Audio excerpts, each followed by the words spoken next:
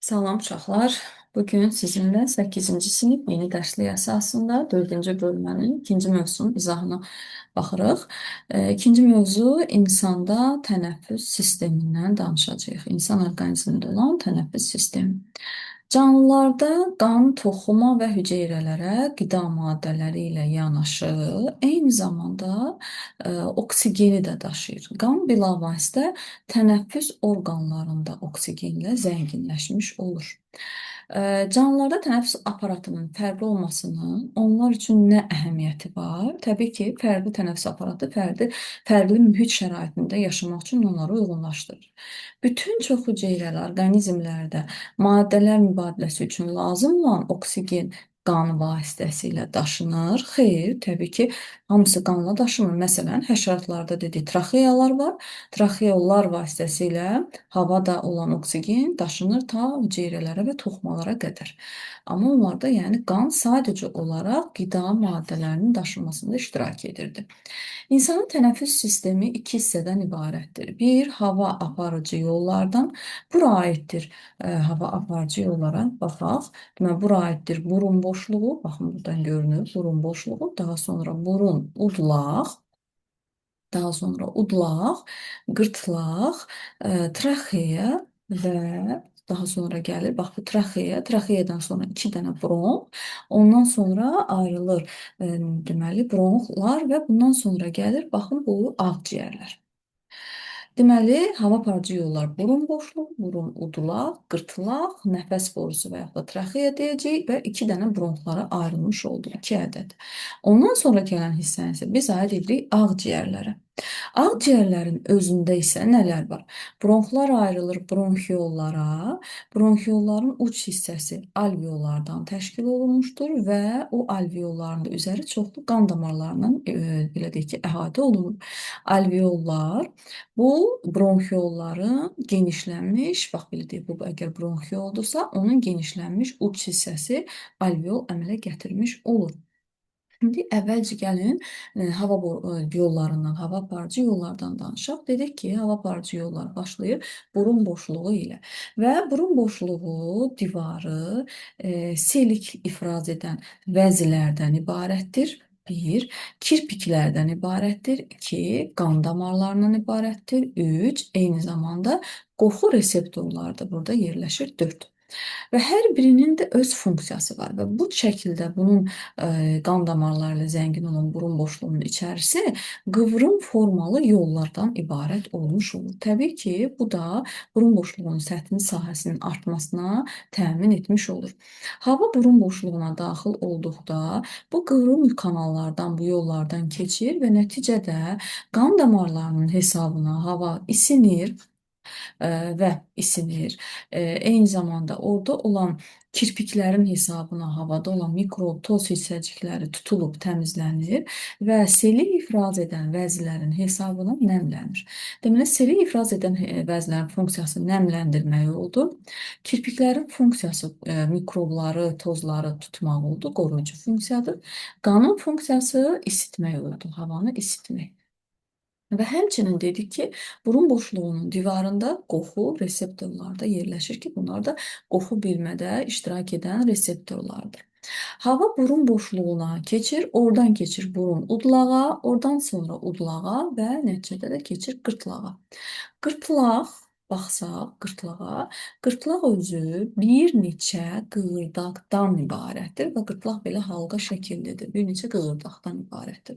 Qırtlaqda olan qırtlaq qapağı, baxın buradan görünür, bax burada qırtlaq deməli qapağı var. Həmin o qırtlaq qapağı sayəsində udulan qida traxeaya düşmür. Baxın, buradan udulan qida gəlib traxeaya düşmür. Qırtlaq qapağı oranı bağlayır ki, o traxeaya düşməsin. Gəlin bu şəklə daha diqqətlə burada baxaq. Bizim 6-cı sinif dərsliyində olan şəkildir. Baxanda görürük ki, qırtlaq halqadan təşkil olunmuşdur. Qırtlaq halqalarının içində səs telləri vardır və eyni zamanda burada biz qırtlaq qapağını görmüş oluruq. Səs telləri danışarkən bir-birinə yaxınlaşır, pıçıldayarkən də yaxınlaşır. Daha ucadan danışanda daha çox yaxınlaşmış olur. Biz Deməli normal danışanda yaxınlaşır bunlar, amma sakit danışanda, pıçıltı ilə danışanda demək olar ki, səs telləri çox az miqdarda yaxınlaşmış olur. Danışmırıq. Sonda isə bax belə səs telləri açıq vəziyyətdə qalmış olur. Burada olan qırtlaq qapağı, dəqiqə uşaqlar.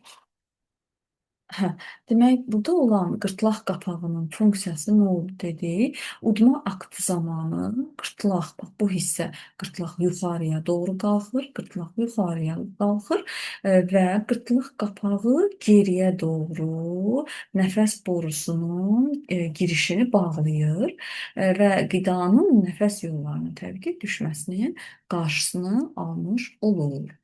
Və buradan daha sonra dedik ki, qırtlaqdan sonra, qırtlaq qapağından sonra udulan deməli qida traxeyaya düşmür və qırtlaqdan səs telləri də təbii ki, titrəmə sayəsində bizi nəticəsində səs əmələ gəlmiş olur. Qadınların səsi incə və nazik və qısa olur. Kişilərin səsi, telləri, səsi daha doğrusu deməkdə düzgün demədim, səs telləri incə və qısa olur. Kişilərin səs telləri qalın olur və daha uzun olur.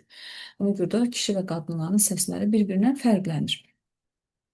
Və buradan diqqətlə baxanda nə görürük? Görürük ki, qida borusunun ön tərəfində, yəni baxın bu traxeyanın arxa tərəfindən bax bu hissədən qida borusu keçir.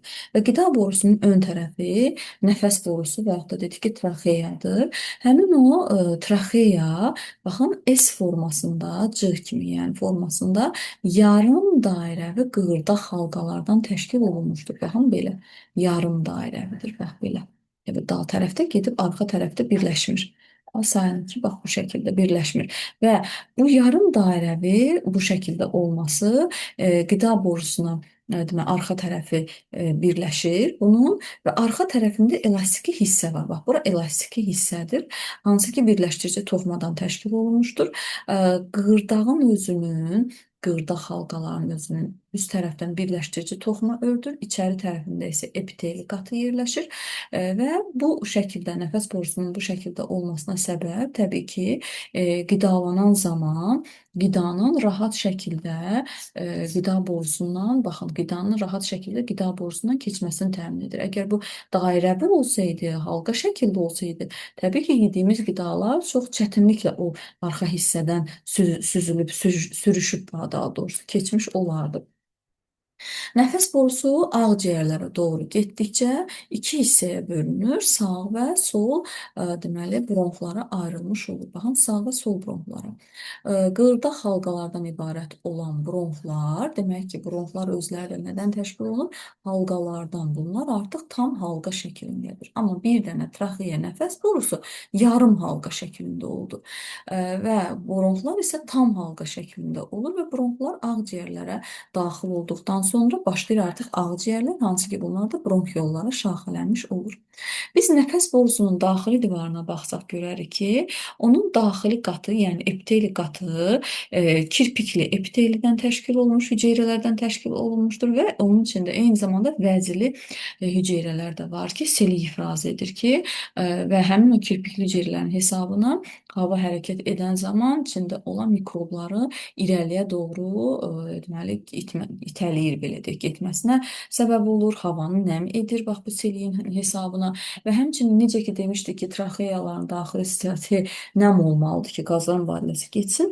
Eyni şeyi biz ağciyərlərə və tənəffüs orqanlarına da deyə bilərik ki, orada da daxili divar mütləq nəm olmalıdır ki, qazlar mübadiləsi gedə bilsin. Yəni tənəffüs səthi hər bir sahədə, hər bir yerdə, istəyir dəri olsun, istəyir traxeya olsun, istəyir ağciyərlər olsun, hər zaman nəm olmalıdır.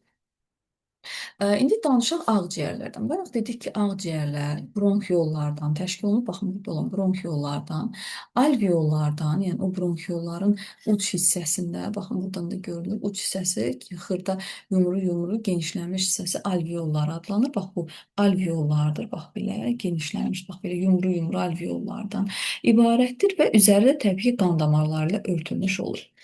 Və bu alveolların üzərinə gələn damarlar venoz qanı gətirir, hansı ki, ağciyər arteriyaları bilirik ki, şaxələnir. Ağciyər kötüyü sağ mədəcikdən başlayır, sağ mədəcikdən keçir ağciyər kötüyünə venoz qan, ağciyər kötüyü ayrılır iki sağ və sol ağciyər arteriyalarına, onlar şaxələnir kapilyarlara və içində venoz qanı daşıyır. Bu kapilyarlar gəlir alveolların divarlarını əhatə edir və nəticədə alveolların divarında olan kapilyarlarla, buradan deyək ki, venoz qan gəlir və buradan keçəndən sonra çevrilir olur arterial qan. Mən belə qırmızı ilə göstərsəm daha yaxşı olar. Deməli, hava daxil olur alveollara. Buradan alveollardan oksigen keçir deməli qana. Qanda olan karbon qazı isə ötürülür yenidən nəfəs alveollara və bu şəkildə qazlar mübadiləsi getmiş olur ki, qan təmizlənir və arterial qan ağciyərlərdən çıxır. Arterial qan kapilyarlar birləşir. Ağciyər venalarına əmələ gətirir və ağciyər venaları sağ və soldan 2-2, 4 ədəd gəlib tökülür sol qulaqçığa və bu şəkildə də kiçik qan dövranı bitmiş olur. Ağciyərlərin üzəri təbii ki, ağciyərlər yerləşir döş boşluğunda. Onun alt hissəsində, aşağı hissəsində diafraqma yerləşir ki, diafraqma ağciyərlərin hərəkət etməsinə kömək edir. Və ağciyərlər xaricdən plevra maddəsi ilə örtülü olur. Baxın, ağciyərlərin özünün üzəri plevra ilə örtülür. Baxın, bu bir qat, birinci qat plevra ilə örtülmüş olur ki, o təkcə ağciyərlərin üzərini örtür. Eyni zamanda isə döş boşluğunun içərdən daxili divarıdır, sonra ürəyin üzərini, eyni zamanda döş boşluğunun daxili divarı olsun.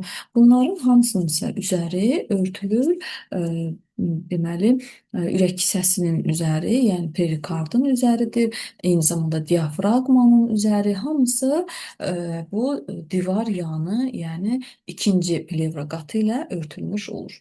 Ki, bu da döş boşluğunun divarının daxili hissəsini örtür, ürəyin üzərini örtür və diafraqmanın üzərini örtür. Amma içəridə olan plevra qatı isə sadəcə və sadəcə daxil plevra ağciyərin üzərini örtürdü. Bu iki plevra qatının arasında hava olmamalıdır. Bunun içi plevra mayesi ilə dolu olur. İçində hava olsa, təbii ki, ağciyərlərin işi çətinləşər. Çünki ağciyərlər özləri alveollar epiteli toxumasından təşkil olunub, bir qatlı epitelidir və o bir qatlı epitelinin yığılıb açılmaq funksiyası yoxdur. Yəni əzələ deyil ki, o yığılıb açılsın. Ona görə onu yığıb açmaq üçün mütləq bu arada olan plevra boşluğunda maye olmalıdır, orada hava olmamalıdır və diafraqma təbii ki, bir də qabırğarası əzələlər onun hərəkətinə kömək etmiş olacaqdır. Burada belə bir sual verilib bizə. Traxeyanın daxili divarının selik ifraz edən vəzili hüceyrələrdən ibarət olmasının əhəmiyyəti nədir? Bayaq dedik ki, traxeyanın daxili qatında selik həm havanı nəm edir, həm mikrobları tutub saxlayır təbii ki, ən əsası demək mikrobları tutub saxlamağa xidmət edir. İndi öyrəndiklərinizi tətbiq edin hissəsinə baxaq. Ağız vasitəsilə tənəffüs etmək təbii ki, mümkündür. Ağzımızı da açanda yoxlaya bilərik ki, biz məsələn qrip olanda, burnumuz tutulanda ağzımızla nəfəs alırıq. Lakin ağız ilə tənəffüs etmək məqsədə uyğun hesab olunmur. Təbii ki, olunmur. Bu fikir nə qədər düzgündür? Məsələn, baxın, qrip oluruq, düzdürmü? Burnumuz tutulur və biz burnumuzla nəfəs ala bilmirik. Məcbur ağzımız açıq qalır. Və ağzımız açıq qalır və 1-2 gündən sonra görürük ki, sonra başlayır boğazımız ağrımağa, mikroblar falan hamısı keçir bizim birbaşa tənəffüs yollarımıza. Ona görə də mikrobları tutub saxlayan burun boşluğu funksiyasını icra etməyəndə tənəffüs hava aparıcı yollarının digər hissələri mikroblarla, zərərli bakteriyalarla yoluxmuş olur. Demək ki, insan burun vasitəsilə nəfəs alması daha məqsədə uyğundur. Bəzən avtomobil qəzası kimi hadisələrdə yaralanan insanlar pnevmotoraksdan əziyyət çəkirlər. Bax, bu şəkildə pnevmotoraksı biz görmüş olarıq burada. Və pnevmotoraks ağciyərlərdən havanın plevra boşluğuna keçməsi nəticəsində ağciyərin bir hissəsinin və ya tamamilə öz funksiyasını icra edə bilməməsidir. Deməli, nə baş verir bu zaman? Hava keçir bu boşluğa, plevra boşluğuna və nəticədə də ağciyər başlayır büzüşür və öz funksiyasını həyata keçirə bilmir. Döş qəfəsinin sol nahiyəsinin pnevmotoraksından əziyyət çəkən xəstə xəstəxanaya yerləşdirilir. Onun sol ağciyəri bükülmüş, baxın sol bükülübdür, amma sağ ağciyəri normal nəfəs ala bilir. Və pnevmotoraksin niyə sol ağciyərin büzülməsinə səbəb olduğunu izah edin. Çünki bura hava daxil oldu. Hava daxil olduğuna görə də ağciyərlər özü yığılıb açıla bilmədiyinə görə bu hava onun belə deyək ki, büzüşməyinə gətirib çıxartdı. Və nə üçün sağ ağciyər normal fəaliyyəti pozulmayıb? Çünki sağ və sol ağciyərlər bir-biri ilə əlaqəli deyil. Bir də uşaqlar, burada fəaliyyət hissəsi var idi. Ona da baxaq.